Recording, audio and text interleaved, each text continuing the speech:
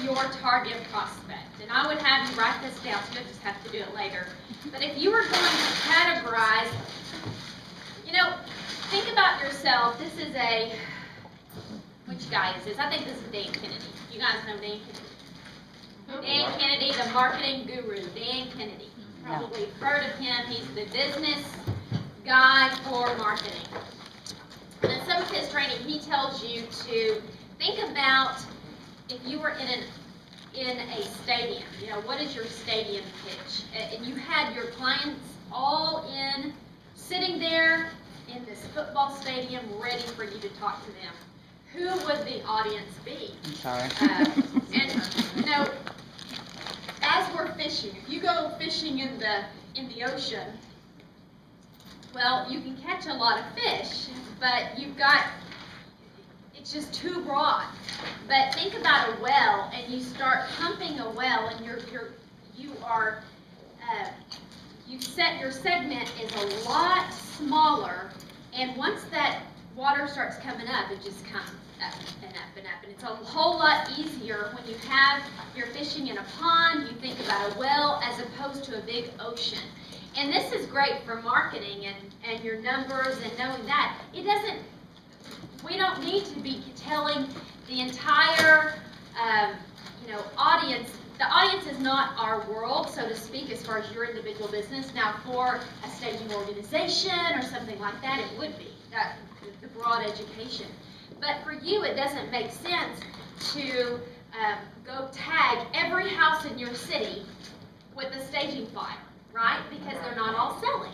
Right. So you need to think about that when you are marketing. Who is my target prospect? If I were to talk to them, who would be in that stadium? So let's just name a few of our target group that we're going after.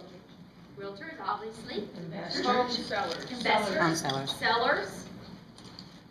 Seniors. Elders. Seniors, maybe they're moving into a home, a senior citizen's home, and they need help selling a home, and maybe they need help, setting up their new place. Builders, absolutely.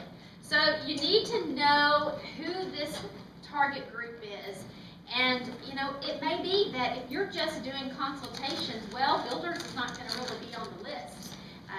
So think about what services that you can offer based on your numbers. If you're not making any money and you're doing all of these vacants, because it will suck the money out of your company doing these vacants. Maybe you need to focus on consultations or design consultations for investors and helping them with their projects where you're just out the time until you get some money in the bank and they can start doing some vacants.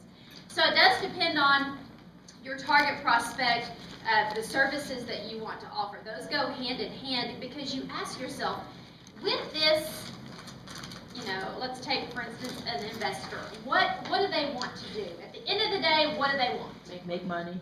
Yes, and Make they're it going to do fast. it by sold home. We need to sell this house. That's it. They do not care necessarily about every piece of furniture you're going to put in there. They just want a home that's going to sell quickly. Right. So you don't need to bog them down with unnecessary information.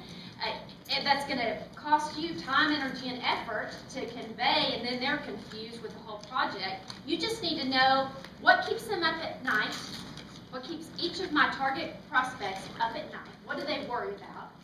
And you have to have the answer to that. Now you market them based on answering those questions. And they want a sold home. A builder wants a sold home.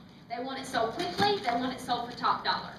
Because that's going to give them the money in their pocket.